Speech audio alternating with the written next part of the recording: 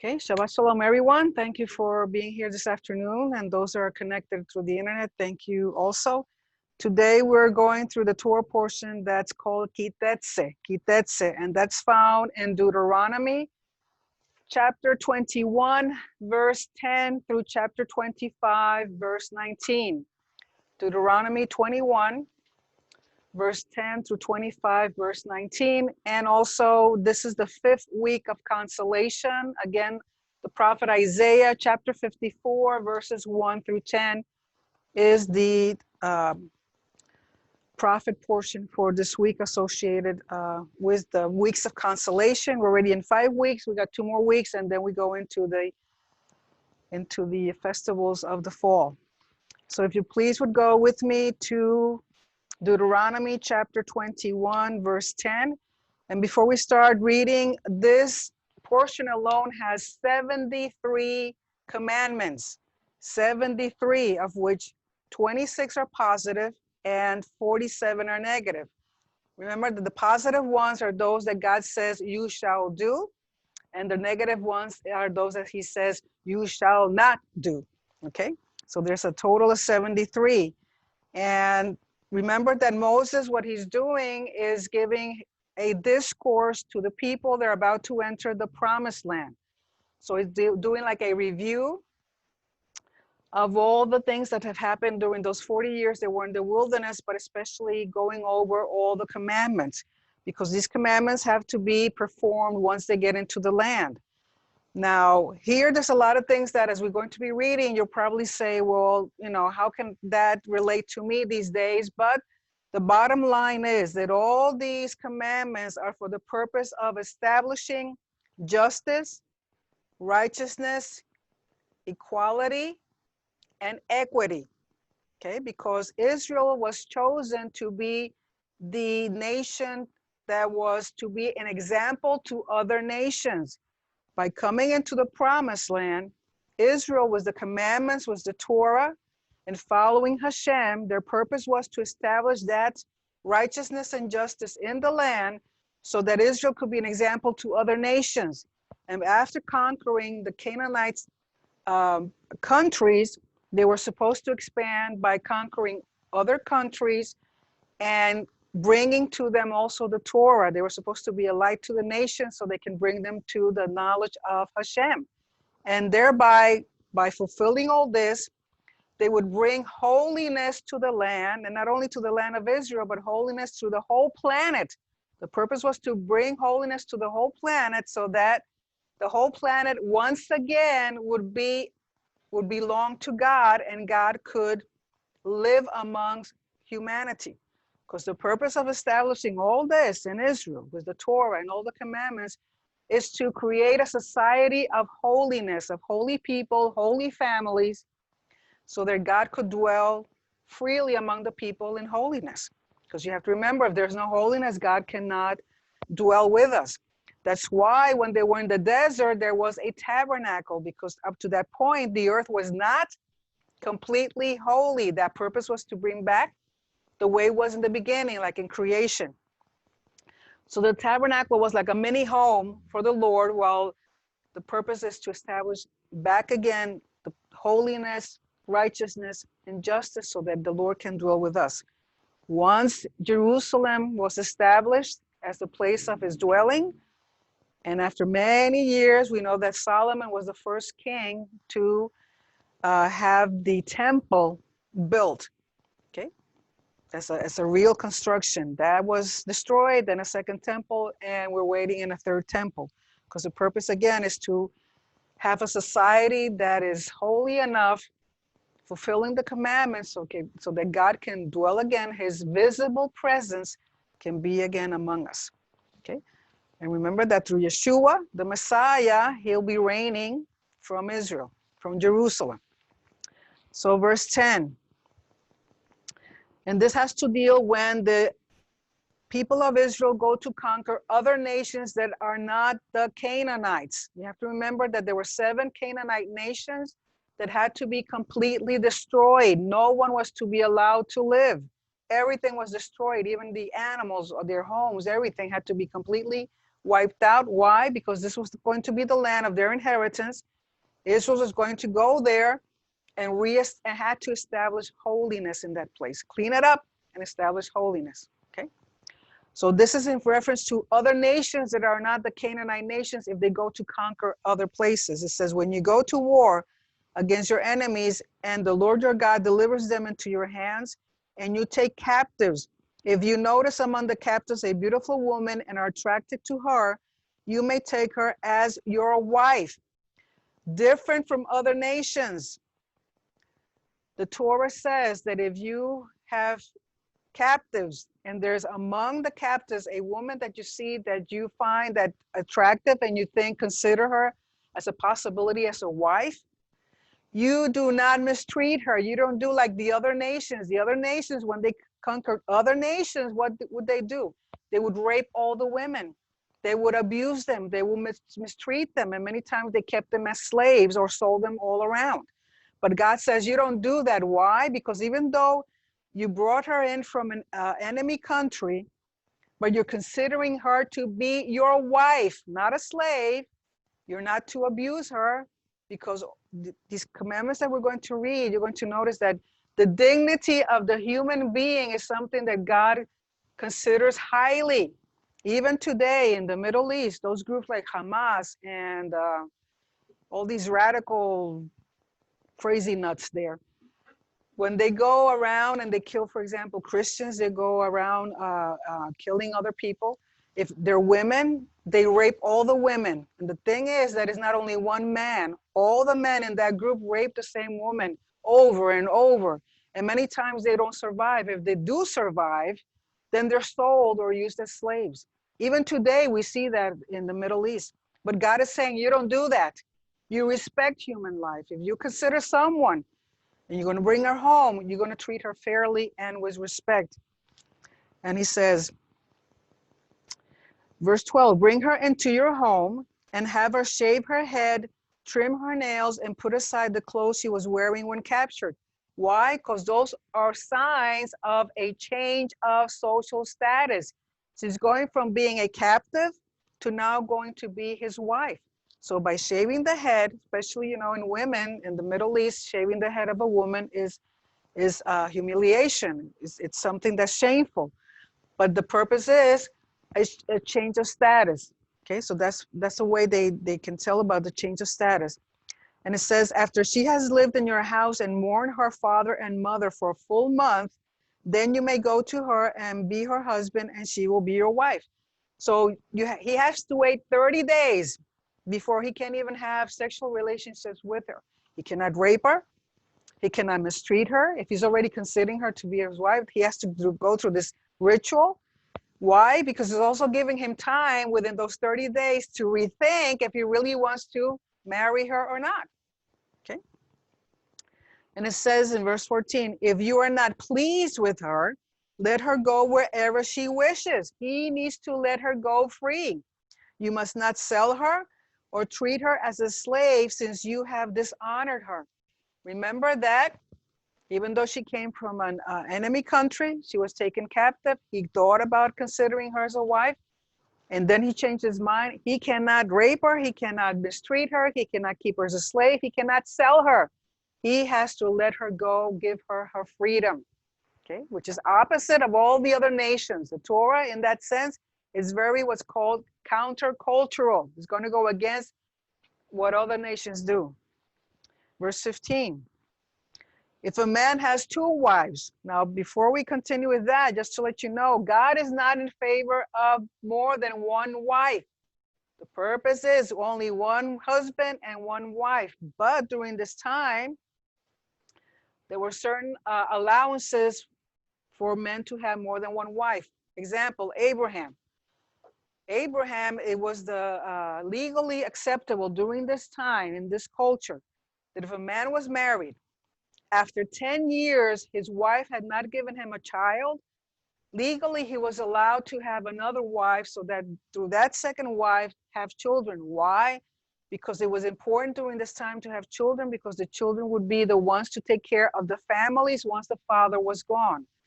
So that firstborn child, male, will be responsible to taking care of all the family, especially all the women of the family. So therefore, it was important to have children. And besides that, the children would help to taking care of all the property that that family might have. Imagine Abraham. Abraham was very rich.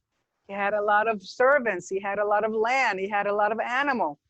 So his children were supposed to help him. But because Sarah could not have a child, she came up with a great idea to have Hagar, and then she had a child. Okay? No, it was not allowed.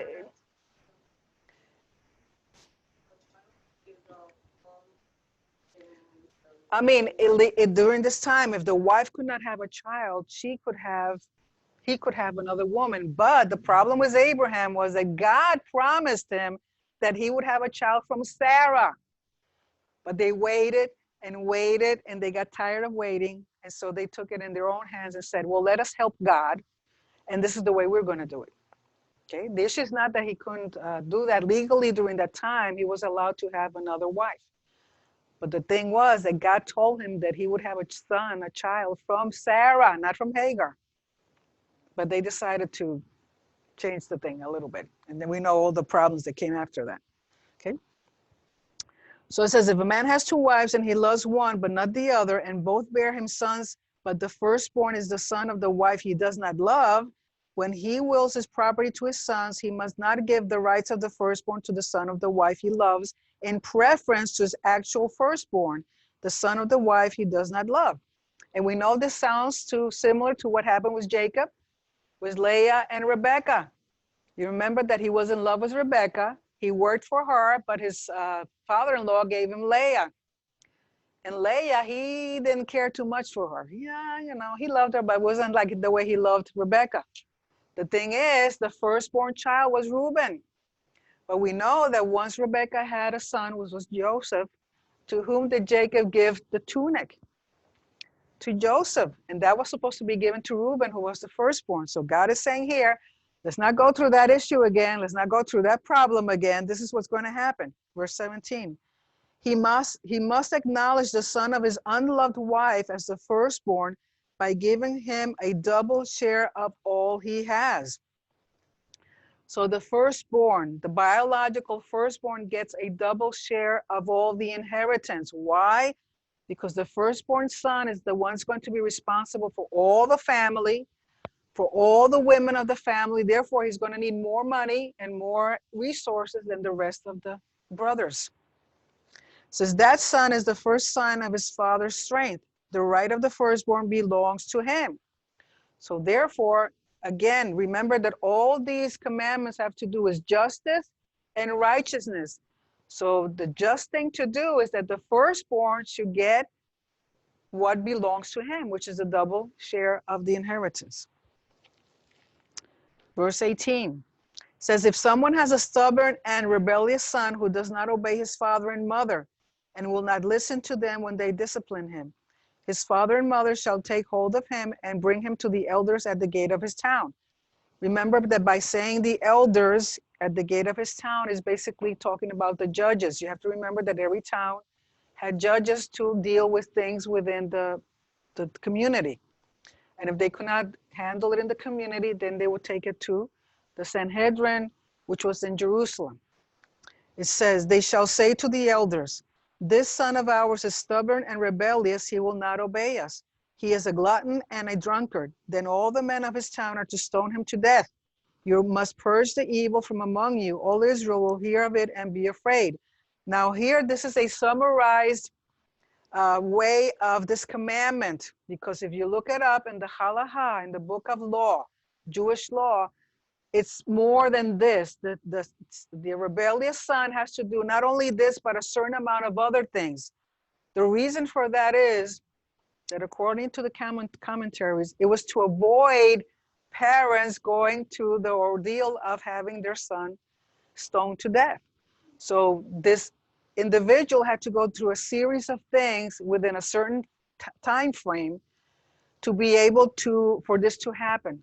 So according to the commentaries, this law was never put into effect. There was never really a case where a son had to be stoned to death by because he was so rebellious and so stubborn. Like I was saying last night, thank God that this is more extensive than what is here, because it had it been just for stubbornness and rebelliousness, I would have been gone a long time ago.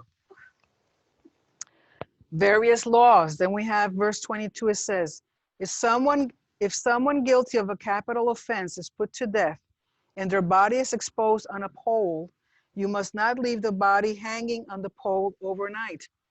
Now, even in this, again, you have to remember that the Middle East is an honor-shame society. So God, even when someone is a criminal and he's getting his duly punishment, and let's say he's hanged, and usually the hanging is not like we see hanging, with a noose around their head, around their neck. It's usually they're like a crucifixion, or they were impaled on a pole or something. The thing is that you don't leave this individual, even though he was a criminal, you don't leave him overnight. You have to bury him. Why? Because not burying someone is a sign of shame. So you have to bury the individual, even though he was a criminal. Again, the dignity of the human being. He says, be sure to bury him that same day, because anyone who is hung on a pole is under God's curse. And this would even include crucifixion. Remember that when Yeshua was crucified, Joseph Arimathea went to Pontius Pilate and to the Roman authorities to get him off the cross. Why? Because the Torah says you don't leave someone on a cross or on a tree hanging before the sun hits. Why? Because that is considered something like a curse. So Yeshua was taken off the tree and also during the Roman Empire, crucifixion was the worst way of punishing a criminal. So when people that did not know Yeshua and his purpose and that he was the Messiah saw him on that tree, you have to also remember that when sometimes they show Yeshua in a movie, for example, you see him carrying a cross. He wasn't really carrying a cross, he was carrying a beam. And that beam was nailed to a tree. And so on that tree, the person was crucified. And so that was one of the most torturous and most shameful way of killing someone. So Yeshua being in that state, people that didn't know who he was, thought probably that he was the worst criminal in the world. And those that knew what was going on could not fathom how the Messiah, the only Son of God, die a death that is so shameful. But we have to understand that for the Romans, this was their greatest form of showing their authority over humanity. But the Romans did not consider that God our Father had a different plan. Even though he was shamed that way on a cross, he was resurrected on the third day, which meant being honored and put in a state of honor even greater than what he had. So it says, you must not desecrate the land the Lord your God is giving you as an inheritance. In other words, if you don't do this, you're bringing shame not only to the land, but to the whole community if you leave a person hanging on a tree. Chapter 22. Now it's going to start giving you commandments in relationship to your actions with your brethren. Remember that a brethren is the person that is also in covenant with God, because you are in covenant with God. So anyone that is in covenant with the Lord, with Hashem, through the Torah and through Messiah Yeshua, is considered your brother or your sister. It says, if you see your fellow Israelites' ox or sheep straying, do not ignore it, but be sure to take it back to its owner. If they do not live near you, or if you do not know who owns it, take it home with you and keep it until they come looking for it. Then give it back. In other words, anything that you find, don't assume it doesn't belong to anybody. You always have to give a certain amount of time to see if the person comes and claims it. And if they come and claim it, you are supposed to give it to them, because why? It's not your property, it's their property. It says, verse 3, do the same if you find their donkey or cloak or anything else they have lost. Do not ignore it. So it's not you find something, oh, this is mine. No, you have to give time to see if the owner shows up. Okay. and then you give them to them. Of course, you have to wait a certain period of time to make sure that it doesn't belong to anybody. This is the cultural background study. This is NIV. Yeah. Why it's different from yours? Yeah, King James is a little bit different, but it kind of says the same thing. Verse 4, if you see your fellow Israelites' donkey or ox falling on the road, do not ignore it. Help the owner get it to its feet. Of course, today we don't see people running around with donkeys and oxen and whatever, but if you see somebody stuck on the road because of an issue, just don't go by and say, hey, Marlene, how are you? She's got a flat tire, and you just go by and zoom and forget, she's your sister. You're my sister. If I see you and I see you having trouble with your car, just go, hi and bye, and just leave you. We're supposed to help each other. It says, help the owner get it to its feet. Verse 5. A woman must not wear men's clothing, nor a man wear women's clothing, for the Lord your God detests anyone who does this. Of course, this has to do, is very influenced by society and culture. Today, in our culture, it's even impossible to know what's a man and what's not a man, right? So therefore, these things have to be taken according to the culture and the understanding. But the thing is that God wants to make sure that a woman that he created, there has to be boundaries. So that if you're a woman, you act like a woman, you walk like a woman, you talk like a woman. That sounds like a song, but anyway, the same thing with men. That's why he made a difference. So the purpose is not to mix the boundaries because that's going to bring confusion. And we know in the society that we live today, it is more than confused. It's unbelievable. When even you have parents that a child is born and they say, well, let's wait till the child is old enough to decide if they want to be a boy or a girl. Hello? You can decide that today you want to be a girl and tomorrow you want to be a boy, and it's okay. I mean, to the point when you have government that now in many of their applications, they have a little, it used to be male, female. Now it's a list this long. Hello? I guess they never seen anatomically what people look like. I don't know. Verse 6, if you come across a bird's nest beside the road, either in a tree or on the ground, and the mother sitting on the young or on the eggs, do not take the mother with the young. Why? Because if you take them both, right there, you're going to stop the reproduction. You got to give opportunity for nature to continue its course. Yeah, and not only so cute, it means, for example, I don't know if you ever had noticed if you lived in the country and you have chickens, when chickens have their little chicks, if you try to grab them, what happens to you? They come running after you. They try to bite you. Same thing with geese. Geese can be terrible. Geese can be terrible. So the same thing with birds. If you see a bird's nest, they're going to fly around trying to make you leave so you won't take their eggs or you won't take their chicks. So what he's trying to say, if you are going to take the eggs or you're going to take the chicks for whatever reason, try to make sure the mom is not there. Make her go away to avoid capturing both of them.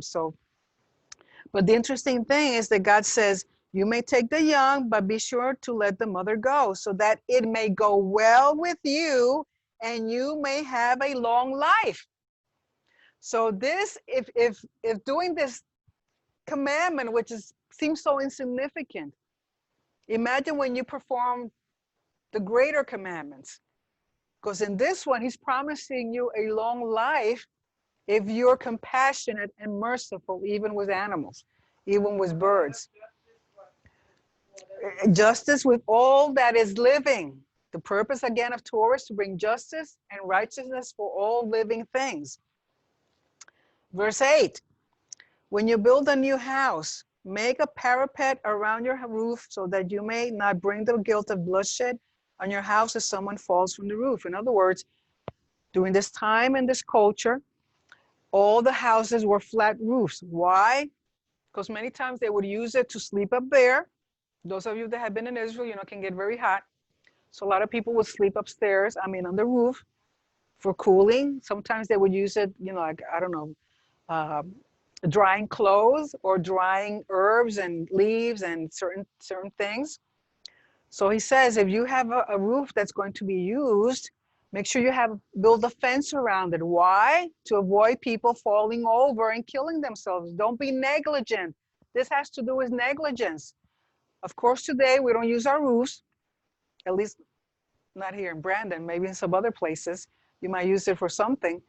But either way, in our cases, for example, the same thing would be if you have a vicious dog. Parapet is like a fence, una cerca. It's like a fence. Yeah, so it's things, you know, but why? Because God is thinking of all these things that sometimes people don't think about. In our case, for example, if you have a dog that bites, you're not going to leave him loose around everywhere. If somebody comes into your house and your dog goes running and bites them. That is negligence. And today you can be sued. That's why we have so many insurance: car insurance, home insurance, boat insurance, motorcycle insurance. This has to have commercial insurance. Anybody that walks through that door and something happens here, that insurance is supposed to take care of them. Okay, so all this is to avoid negligence, to avoid an unlawful death. Somebody can easily, especially like in a roof, they fall. Hello. So you have to be mindful of being very observant, not to fall into negligence. Then it goes into verse 9. It talks about, do not plant two kinds of seed in your vineyard. Why? Because usually if you sow two different seeds in the same place, especially in a vineyard, you probably can mess up both harvests. You're not going to get one and you're not going to get the other. And you know that God doesn't like mixing. No mix. It says if you do, not only the crops you plant, but also the fruit of the vineyard will be defiled. So you're going to mess it up. He doesn't like mixing. That's why when you start reading in Genesis, everything is after its own kind. Don't mix, don't fix it. There's nothing wrong with it. Verse 10, do not plow with an ox and a donkey yoked together. Again, two different kind of animals. The ox is more appropriate for plowing. A donkey, if you put a donkey with an ox, probably the donkey doesn't want to move. And so you're not going to get anything done. Okay, so don't put two animals. They're going to be fighting with each other and you won't be able to do what you want. And that can go with a lot of things. That can even go with marriage. Don't marry a donkey. Says, do not wear clothes of wool and linen woven together. And some of you know that I made this video, at least in Spanish, where I talked about the frequencies of materials, of clothing. The body has a frequency. Wool has a frequency. Linen has a frequency. And even though it doesn't say here, scientifically it's been proven that when you mix wool and linen, the frequencies of both materials cancel each other because they have the same frequency. So clothing helps energize your body, helps your cells function. So when you put clothing that you cannot mix, you take away that energy. That is why today most of our clothing is synthetic. And so synthetic is not real. And so synthetic clothing drains the energy of your body, especially once you're exposed to the sun, like things, remember polyester? Polyester exposed to the sun becomes toxic in your skin. Probably that's why there's so many diseases, because of the clothing we're wearing. So you either wear wool or you wear linen, but you cannot mix it, because if you study this, there's a lot of frequencies in different materials and it's going to damage your body. The only exception is make tassels on the four corners of your cloak you wear. So the commentaries interpret that this means, and it is so, that for example, the tzitzit is a mixture of wool and linen. That you can do. And even the clothing of the high priest had a mixture of linen and wool. But for common clothing, you're not supposed to mix them together. And another thing that the commentary says here is that where it says the four corners of the cloak you wear, that you is inclusive of women and men. So tzitzis can be worn by women and men. It was the rabbis, it was a rabbinical decision to say that women are exempt from wearing tzitzit. It's not biblical. Okay, it's not biblical. But women are allowed to use tzitziot. Okay. Then the rest of the chapter starts speaking about issues that have to do with marriage. Says, if a man takes a wife and after sleeping with her dislikes her and slanders her and gives her a bad name, saying, I married this woman, but when I approached her, I did not find proof of her virginity. So he's lying about this. Then the young woman's father and mother shall bring to the town elders at the gate proof that she was a virgin. Her father will say to the elders, I gave my daughter in marriage to this man, but he dislikes her. Now he has slandered her and said, I did not find your daughter to be a virgin, but here is the proof of my daughter's virginity. Then her parents shall display the cloth before the elders of the town, and the elders shall take the man and punish him. Now you have to understand that during this time, virginity was an issue of honor. A woman went to marriage being a virgin because this was the honorable thing to do, and it's according to Torah. Now it used to be they had a certain type of cloth or a sheet that they would put on the marriage bed, where when the woman had sexual intercourse with her husband, that they would be bleeding if she was a virgin. Now, not all women do that. So therefore, there were other ways of proving that she was a virgin, not only with showing the sheet with blood in it, but whatever they showed, it was to prove that she was a virgin. Verse 19. So if he's lying about this because all of a sudden he doesn't like her, the man gets punished, which means he gets lashes, he gets flogged. And they also fine him. They shall fine him 100 shekels of silver and give them to young woman's father. Why 100? Because 50 was usually the bridal price. Again, you have to remember that the bridal price is not that he's buying the wife. He's giving a compensation to the father because he's losing a daughter. Okay? Because this man has given an Israelite virgin a bad name. She shall continue to be his wife. He must not divorce her as long as he lives. So he wanted to get rid of her by lying about her. So now he's stuck with her forever and ever until she dies. He gets punished, he gets flogged, he has to pay a fine, and he's still stuck with her even though he wanted to leave her. But he was lying about her virginity. Now the case changes. Verse 20.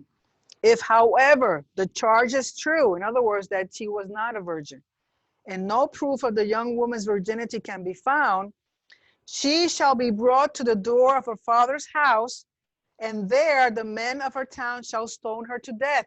Why? Because she committed adultery. You have to understand that in Jewish law, there's three phases to the wedding. There's the betrothal, and that is legally binding, and she's considered the wife of the man, even though they have not consummated the marriage. Phase of betrothal, legally she's his wife. So during the phase of betrothal, if she is found not to be a virgin, she has committed adultery, and adultery is punished with death. Okay? But if she's even married, and then while married she commits adultery, she and that man with whom she committed adultery also are put to death. So that's why it says she shall be brought to the door of her father's house, and there the men of her town shall stone her to death. Why? Because she has done an outrageous thing in Israel by being promiscuous while still in her father's house. You must purge the evil from among you. In other words, that brings dishonor. It's shameful not only to the woman, to her husband, but to her whole family. And if you're from Puerto Rico, you know that this thing will keep on going and going and going. Everybody will know about that forever and ever, that this woman committed adultery. They don't kill her, but it's something that's the commandment. Adultery is punishable by death. Verse 22, if a man is found sleeping with another man's wife, adultery, both the man who slept with her and the woman must die. You must purge the evil from Israel.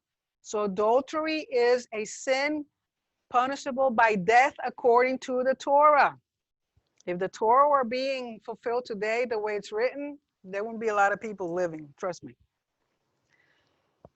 Now comes the issue of other sexual things going on. It says, verse 23, if a man happens to meet in a town a virgin pledged to be married, in other words, she's betrothed, and he sleeps with her, you shall take both of them to the gate of that town and stone them to death. Remember that if she's betrothed and she sleeps with another man that's not her husband, that's adultery.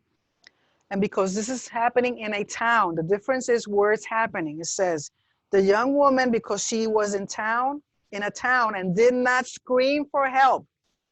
The man, because he violated another man's wife, you must purge the evil from among you. So the issue is here, a guy comes in, sleeps with a betrothed woman in a place that it was accessible for witnesses to be around. She didn't scream, she didn't protest, she didn't do anything, so they assumed that this was consensual. Remember the case with Dinah, Jacob's daughter, that Shechem raped her, but we never hear that she screamed, that she asked for help or anything, because it happened in a place that she could have asked for help. So they assumed that it was consensual. So thinking that it's consensual because she didn't scream, she didn't ask for help, there were no witnesses to say the contrary, they consider this adultery, so both of them are killed. Verse 25.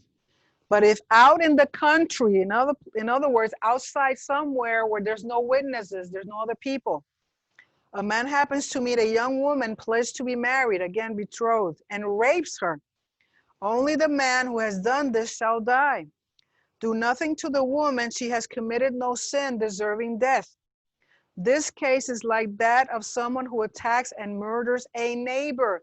In other words, rape of a woman is equivalent to murder. That's why he gets killed, because she was in a place that maybe even if she screamed, nobody could hear her. For the man found the young woman out in the country, and though the betrothed woman screamed, there was no one to rescue her. Okay, so in these both cases is a betrothed woman. Now comes the issue if it's a virgin that is not betrothed. It says, if a man happens to meet a virgin who is not pledged, in other words, not betrothed to be married, and rapes her, and they are discovered, he shall pay her father 50 shekels of silver, which is the bridal price. He must marry the young woman, for he has violated her. He can never divorce her as long as he lives. Again, it's about honor, honoring the dignity of an individual. And then comes the issue where it says a man is not to marry his father's wife. In this case, it's not his mother, it's his stepmom. Okay? A man is not to marry his father's wife. He must not dishonor his father's bed. Again, it's issues about honor and shame. Remember that the Torah is trying to bring justice, righteousness, equity, and equality. Honor. So anything that you do when you're doing something or doing an action towards someone, make sure that you're following according to Torah. Outside of those things, justice, righteousness, equity, and equality, if it's not compliant with that, that means you're doing something wrong. Then in chapter 23, go through commandments that have to do what's called exclusion from the assembly.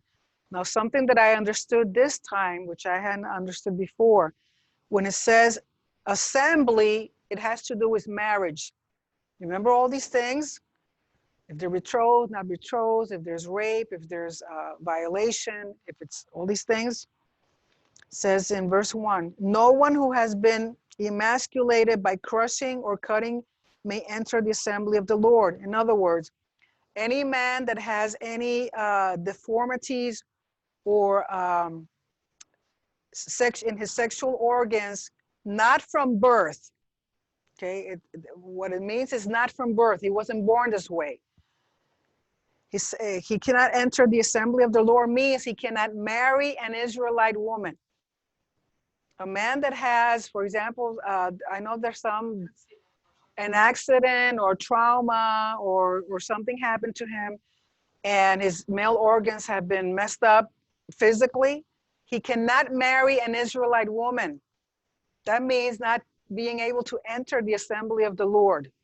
He can marry a convert, which means a foreigner that converted to Judaism, but he cannot marry an Israelite woman, a proselyte. Okay.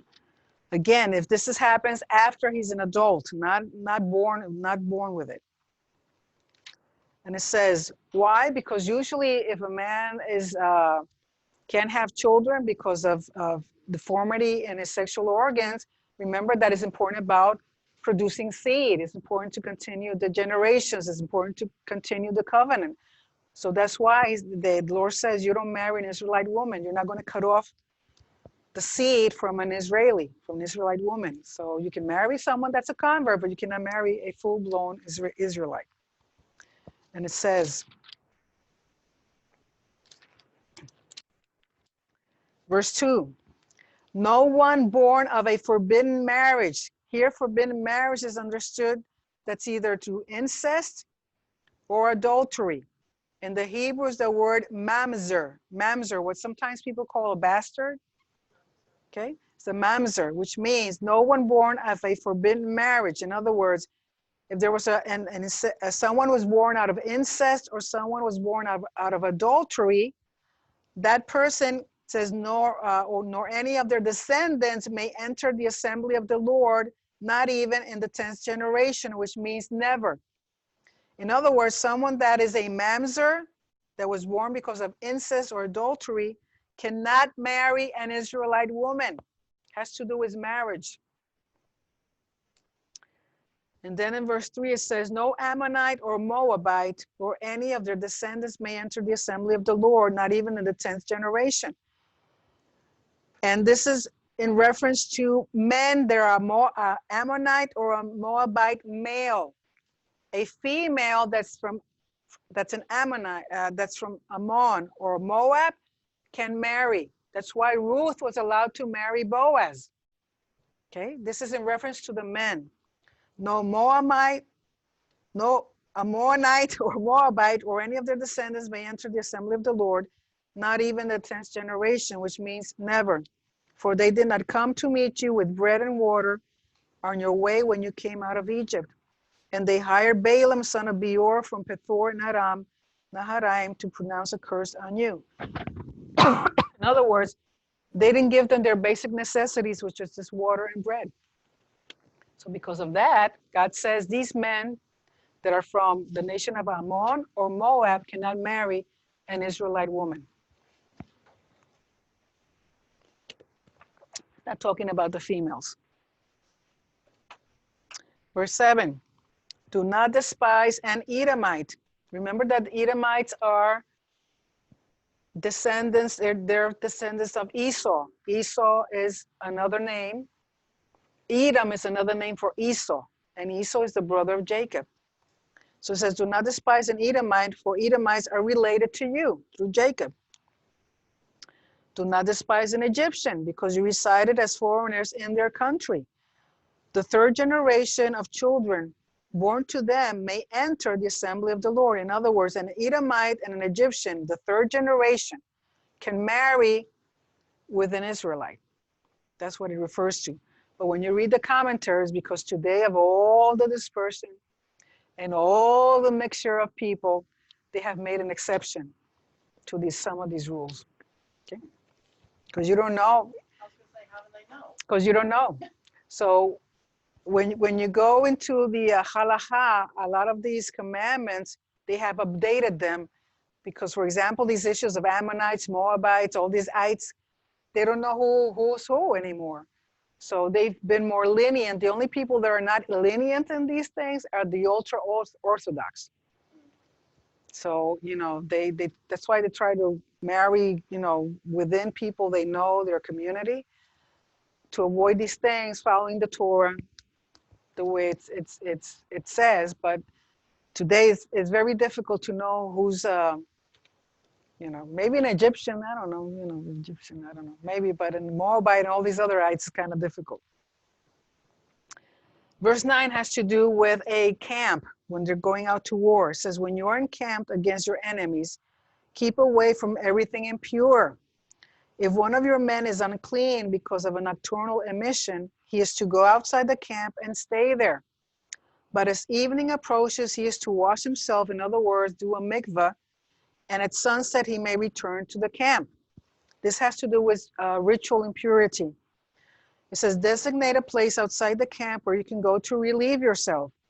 As part of your equipment, have something to dig with, and when you relieve yourself, dig a hole and cover up your excrement. In other words, make up a halfway latrine. You go outside the camp. Why? Because for the Lord your God moves about in your camp to protect you and to deliver your enemies to you.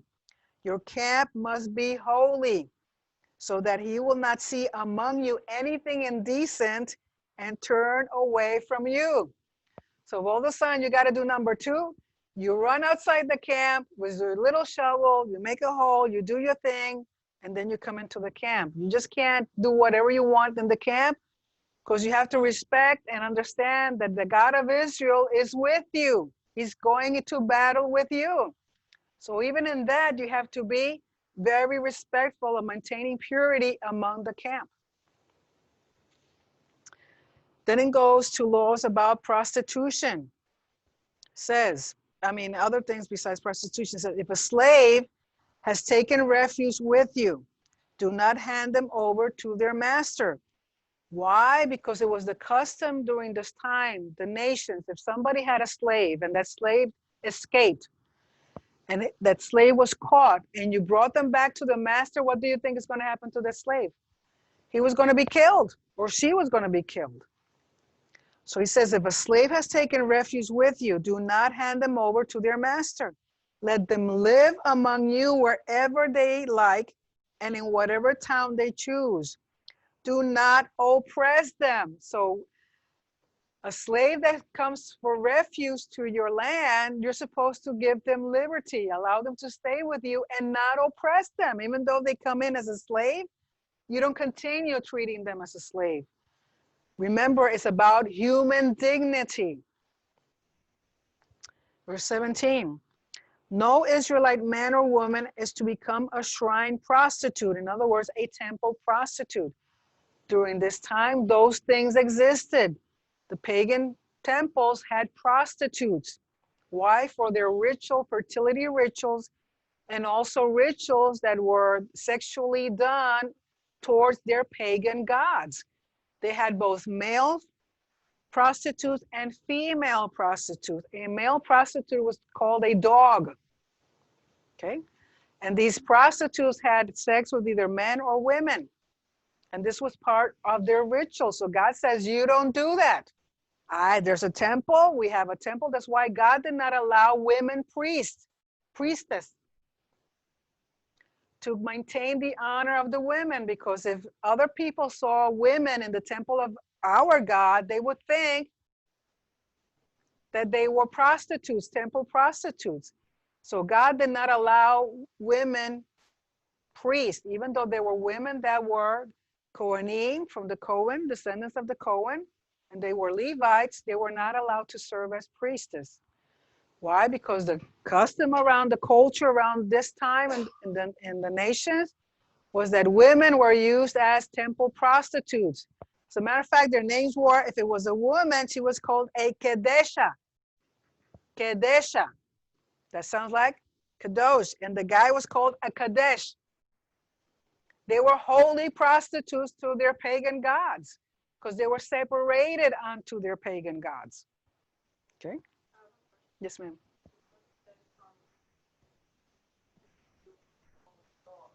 Mm-hmm.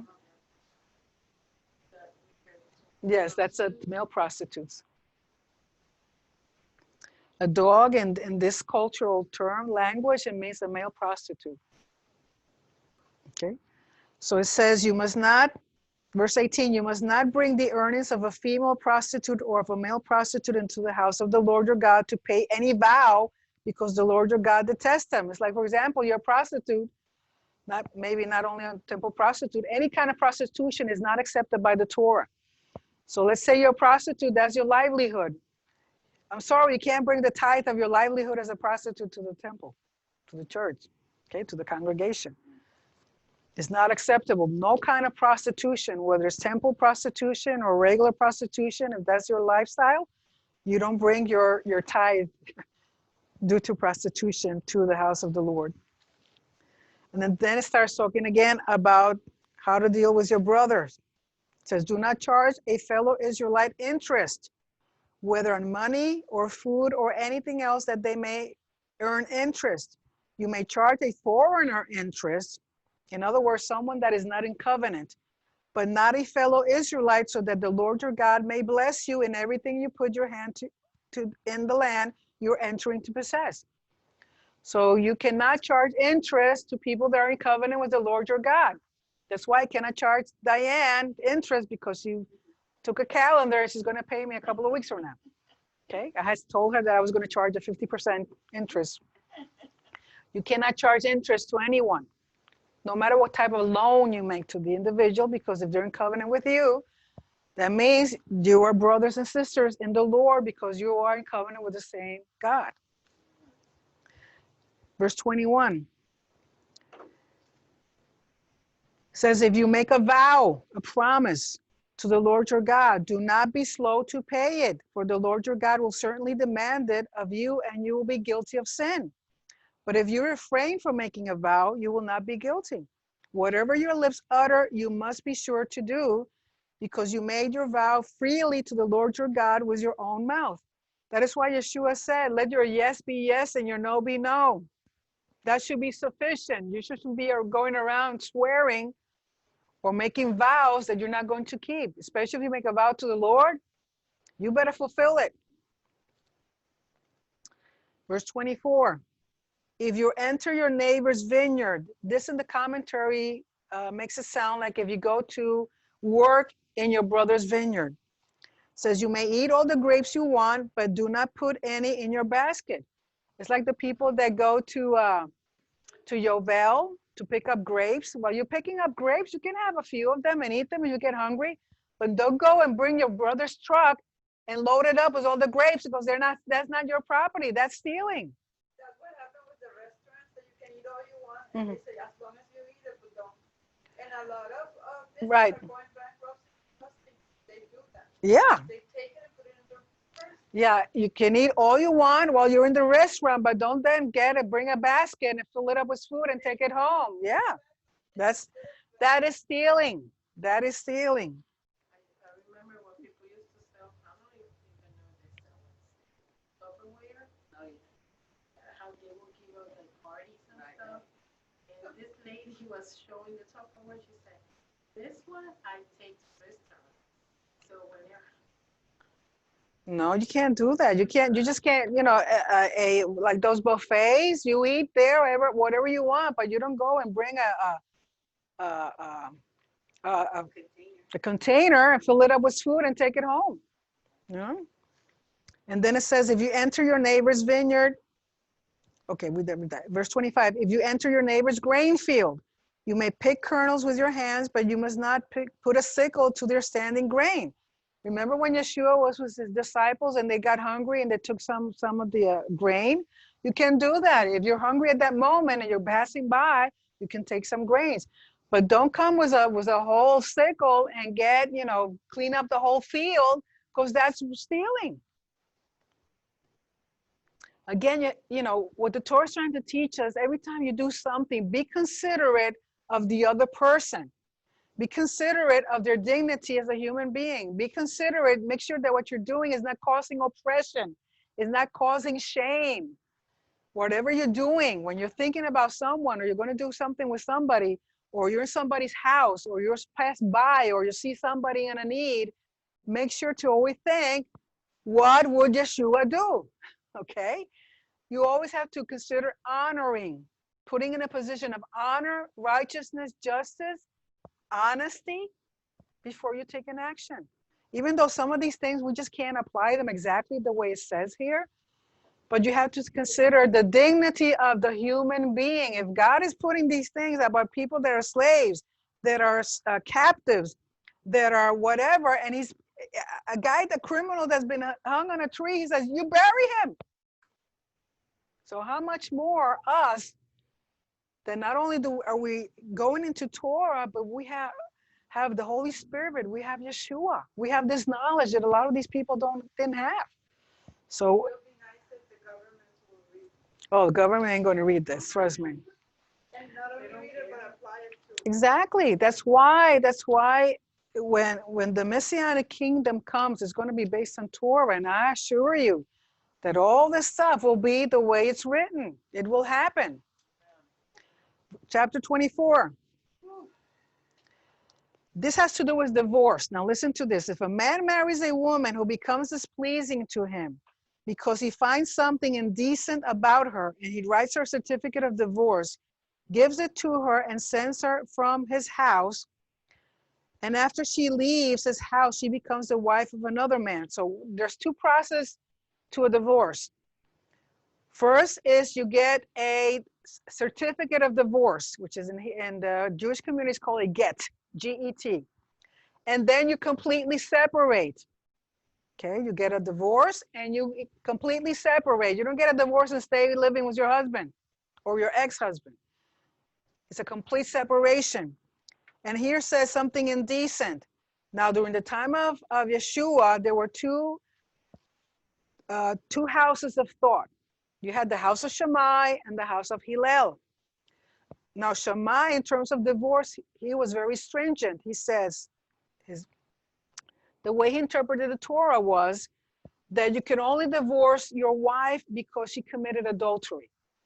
That was the only reason. And that's the same thing that Yeshua agreed with. Now, the house of Hillel said you can divorce your wife all of a sudden you don't like her. All of a sudden she got too fat. All of a sudden she burned your eggs and ham and cheese and whatever. She just forgot how to cook. So for any reason they could divorce a woman. That is why during Yeshua's time, the issue with divorce was that a lot of the men would separate from their wives, but not give them the certificate. They would not have them anymore as their wives. They'd send them away, but they would not give them a certificate of divorce. So without a certificate of divorce, she could not move on. So that's why the struggle, when Yeshua says what he says, is because that was what was happening. So it says, after she leaves his house, she becomes the wife of another man. She got divorced, left her ex-husband, and now she remarries. And her second husband dislikes her. There's something wrong with this woman. And writes her a certificate of divorce. So she gets divorced a second time. Gives it to her and sends her from his house. So she goes away again. Or if he dies, she becomes a widow. Then her first husband who divorced her is not allowed to marry her again after she has been legally married. Okay? A guy divorces a woman. She remarries, she gets divorced again, or she becomes a widow. She cannot go back to her first husband and remarry him. That is against Torah. Legally, that is wrong. Why? Because God says so. Okay? Because I know some people, there was someone here that used to have that issue, that she wanted for all the most impossible reasons to remarry her first husband, who happened to be married still, but she was sure she was going to marry again her first husband. She had been married, got divorced, remarried, got divorced, but she wanted to go back to her first husband. And she would ask me the same question every year. And go, the Torah says you cannot marry him. The Torah says you cannot marry him. So I don't know what happened. Anyway, if a man has recently married, he must not be sent to war or have any other duty laid on him. For 1 year, he is to be free to stay at home and bring happiness to the wife he has married. So according to Torah, the honeymoon is a whole year. Why? Because according to Torah, it is the husband's responsibility to bring happiness to the home, to the wife. During that whole year, he has to be sure that everybody's happy. Because if mama ain't happy, nobody's happy. Verse 6. Do not take the pair of millstones, not even the upper one, as security for a debt, because that would be taking a person's livelihood as security. This is speaking about someone that has a debt. And you have to remember that during this time in the culture, they would have millstones. They would do their grain. They would grind their grain on millstones to make bread. They did that every single day, fresh bread, excelente. So if you're going to use that as a guarantee, as a guarantee you would call it, you owe me something, well, I'm going to take your millstone as a guarantee that you're going to pay me back. He says, don't do that. If you take it, bring it back at the before sunset, because that person's going to need that. That's the way they make their food they eat. If you don't do that, what you're doing, you're pressing that individual, you're abusing that individual that has no other resource. In other words, it even says here, if you take it as a security, it says, it even talks later on about the cloth. If someone takes a loan and their warranty or their security is that they give you the clothes that they're wearing, their cloth that they're wearing, and the person is poor, or it says, you don't go every day, you know, and you have to give them back their clothing. Why? Because during that time, the tunics that they used, the clothing were huge. Why? Because they used that to cover themselves at night. They used that as a blanket. So they would go to bed and everybody would get under that thing and they would warm themselves with that. So it says, if you take that as a security, as a warranty, and you don't give it back by sundown, that individual has nothing else to wear, nothing else to keep warm at night. So, exactly. Don't be cruel. Don't be oppressive. And then it says, if someone is caught kidnapping a fellow Israelite and treating or selling them as a slave, the kidnapper must die. You must purge the evil from among you. If we were to take that today about all this human trafficking that's going on, that is kidnapping and turning these children and these people into sex slaves. The punishment is death to these individuals, not put them in a prison and give them 3 meals a day and clothing and education and medical care. You kill them according to Torah. Oh, that makes me so mad. It says, in cases of defiling skin diseases, what they call leprosy, be very careful to do exactly as the Levitical priest instructs you. You must follow carefully what I have commanded them. Remember what Hashem, your Lord, your God, did to Miriam along the way after you came out of Egypt. In other words, just because Miriam was Moses' sister and Aaron's sister, she slandered her brother and she still got leprosy. In other words, God is saying, I don't care what status level you have, if you do wrong according to Torah and your punishment is leprosy, you're going to get leprosy. Again, it's about justice and righteousness. When you make a loan of any kind to your brother, to your neighbor, do not go into their house to get what is offered to you as a pledge.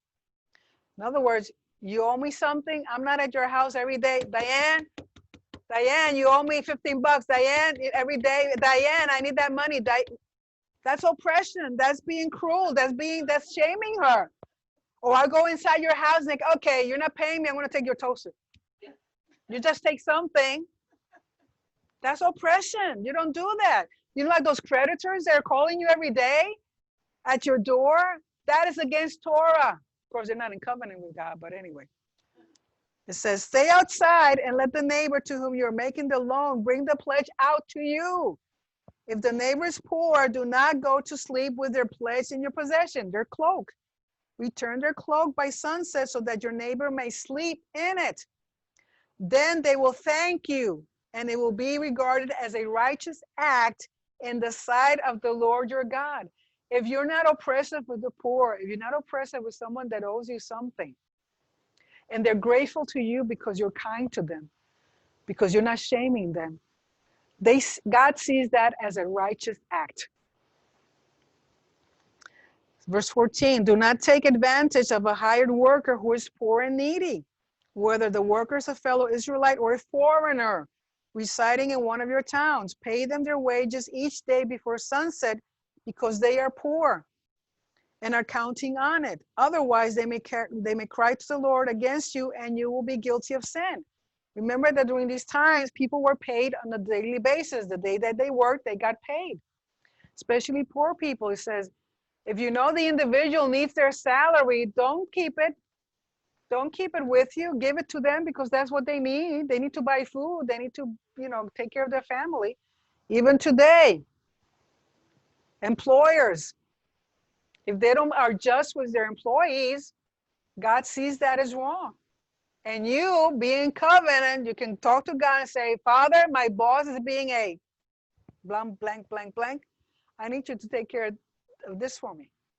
Okay, because it's Torah related. It says, otherwise they may cry to the Lord against you and you'll be guilty of sin. Parents are not to be put to death for their children, nor children put to death for their parents. Each will die for their own sin. In other words, let's say that the parents were criminals, but the kids are not. You can't punish the kids because their parents were criminals. In other words, you're responsible for your own sin. Do not deprive the foreigner. Do not deprive the foreigner or the fatherless of justice, or take the cloak of the widow as a pledge. Remember that you were slaves in Egypt and the Lord your God redeemed you from there. That is why I command you to do this. So a widow, you could not take her cloak as a pledge. She's a widow. And you have to not oppress the foreigner or the orphan. Remember that those are three status, that social status that God is always watching over these people: the foreigner, the orphan, and the widow. If these people make a claim to God because you're oppressing them or you're being unjust or dishonest with them, I assure you, you will have no place to hide. When you are harvesting in your field and you overlook a sheaf, do not go back to get it. Leave it for the foreigner, the fatherless, and the widow, so that the Lord your God may bless you in all the work of your hands. If you have a place you're harvesting, and because it used to be that when they were harvesting grain, they would make bundles. They pick up the grain and bundle them in sheaves, and say you were picking them up to put them in the truck, and you forgot one of them. He says, don't go back to get it. There's poor people out there, they're going to need it. So let it there for the poor people. Remember Ruth? Remember Boaz would say, don't let her pick, as a matter of fact, throw more stuff out there so she can pick it up and take it to her mother-in-law. You have to be considerate of the poor and the needy. Don't go back and try to get everything. Leave something for the poor. It says, when you beat the olives from your trees, do not go over the branches a second time. In Israel, what they do, the olive trees, when they're full, they hit them with a pole, or they shake the tree, and the olives fall. When they're mature, they're ready to be picked. He says, don't go back and get up and climb the tree and start picking every single little one that's still hanging there. He says, leave those for the poor. When people are passing by, they want to eat an olive, well, take them home and let them do it. Don't be stingy. When you harvest the grapes of your vineyard, do not go over the vines again. Leave what remains for the foreigner, the fatherless, and the widow. Remember that you were slaves in Egypt. That is why I command you to do this. In other words, you were in the same position at one point in history. Again, righteousness and justice. When people have a dispute, they are to take it to court, and the judge will decide the case, acquitting the innocent and condemning the guilty. If the guilty person deserves to be beaten, in other words, flogged, the judge shall make them lie down and have them flogged in his presence with the number of lashes the crime deserves. But the judge must not impose more than 40 lashes. You could not give more than 40 lashes to an individual. Why? Because you could easily kill them. Because there are other nations, their ruling was that you keep on beating them until they live, they won't live. So he says, okay, they're deserving of flogging, but don't overdo it. If the guilty party is flogged more than that, your fellow Israelite will be degraded in your eyes. That would be shameful. Do not muzzle an ox while it is treading out the grain. In other words, even with animals, God is conscious of being compassionate and merciful. If you're plowing with an ox, you don't muzzle its mouth, so because while it's plowing, allow it to eat some of the grain that is plowing, that is going through. If there's some seed, let it eat. Hmm? They're supposed to. Because doing the contrary, muzzling the mouth of the ox while they're working, that is cruelty. The Torah is against cruelty to animals. You're to be compassionate and merciful. As a matter of fact, remember Noah? How many people were saved during the flood? 8. How many animals? Thousands and thousands and thousands of animals. God has mercy for animals. Unfortunately, he even likes mosquitoes. I don't like them, but anyway. And roaches. Those are nuclear resistant things. If brothers are living together and one of them dies without a son, his widow must not marry outside the family. Now this has to do, again, honor, the honor of the name of a person. Her husband's brother shall take her and marry her and fulfill the duty of a brother-in-law to her. That is called the Levirate marriage. It used to be. Again, remember about the laws of inheritance and the importance of carrying on the name of the father, carry on the covenant. If a woman was married, didn't have any children, remember Ruth? Ruth was married, she didn't have any children. She became a widow, and it was supposed to be within her family, someone would come and marry her. Why? For security, for taking care of her. And we know that Boaz fell in love with her and she fell in love with Boaz, but there was a guy that was before Boaz in the family line that had the right to marry Ruth. It says, the first son she bears shall carry on the name of the dead brother so that his name will not be blotted out from Israel. However, if a man does not want to marry his brother's wife, she shall go out to the elders at the town gate and say, this is a ritual. If the brother-in-law doesn't want to marry her or nobody within that close family, it says, my husband's brother refuses to carry on his brother's name in Israel. He will not fulfill the duty of a brother-in-law to me. Then the elders of his town shall summon him and talk to him. They try to convince him to marry her, or maybe it's not convenient for him and they'll try to convince him, don't marry her. So either way, it could happen. If he persists in saying, I do not want to marry her, his brother's widow shall go up to him in the presence of the elders, take off one of his sandals, spit in his face, and say, this is what is done to the man who will not build up his brother's family's line. That man's line shall be known in Israel as the family of the unsandaled. In other words, this brings shame to the guy for not marrying the widow. And it was understood. This is the way they made transactions during that time. For example, a transfer of title. Let's say my land, Diane is going to buy my land. So what I would do, I would take off my sandal and I would give it to you. And because remember that walking on property meant that this was your property. So since the sandals are on your feet and you walk with sandals on your feet, if there's a transfer of a title of a property, I would give you my sandal as the evidence, as the contract that this transaction is being accepted. In the case here where there's a rejection of the responsibility, the woman takes the sandal, spits in the guy's face, and walks away with the sandal and leaves him without the sandal. That is shameful. That is an act of shame. So this guy is going to be known as the guy without the sandal for the rest of his life. Verse 11, remember, it's about honor and shame. If two men are fighting and the wife of one of them comes to rescue her husband from his assailant and she reaches out and seizes him by his private parts, you shall cut off her hand. Show her no pity. Now there's two opinions on this. One opinion is that this was done literally, that the woman who came in defending her husband, she grabs the guy by his private parts. Of course, he's going to release immediately. So because that was shame not only to her husband for doing what she did, but also shame to the guy to whom she did that. They were to cut off her hand. Other interpretation is that this being an act of shame, remember the thing about an eye for an eye and a hand for a hand. And so here she would have to pay a fine or a restitution of shame. The judges would come up with the amount of money that she would have to pay for causing the shame to this individual and to her husband. Okay.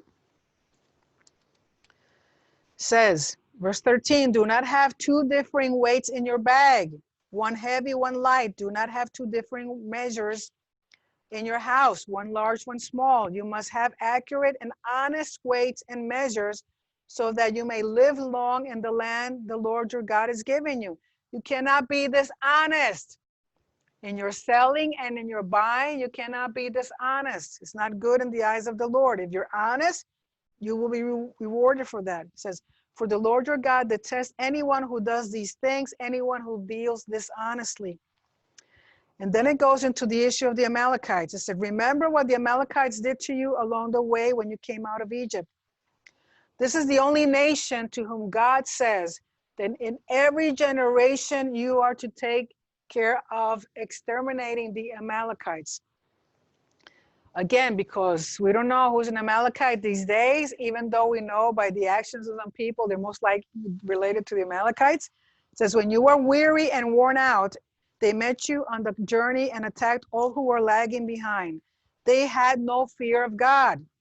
When the Lord your God gives you rest from all the enemies around you in the land he has given you to possess as an inheritance, you shall blot out the name of Amalek from under heaven. Do not forget. Remember that Amalek is the grandson of Esau. Esau is the brother of Jacob. And the issue here is that for no reason at all, they came against Israel, the people that were, remember, they were traveling towards the wilderness.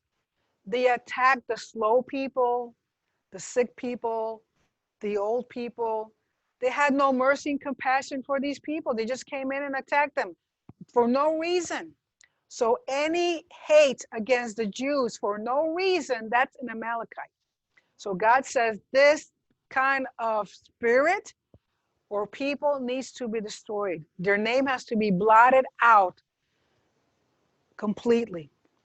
And we know that there's Amalekites, we know there's been through generations. Haman from Esther and Purim, he was from Amalekite. The king Agag that Saul didn't kill and Samuel had to kill him was an Amalekite. They even say guys like Hitler was an Amalekite, and so forth. So the thing is, hate, hate is not justified no matter what. But to hate the Jews just because they're Jews, that's the spirit of Amalek. And right now, all this anti-Semitism, that is the spirit of Amalek. So with that, we finished the Torah portion. I know it was long, a lot of commandments, but like I said, some of them are more applicable than others. But the bottom line is justice, righteousness, equity, and longevity. Equality. Again, righteousness, I'll write it down. So we'll take some time for questions.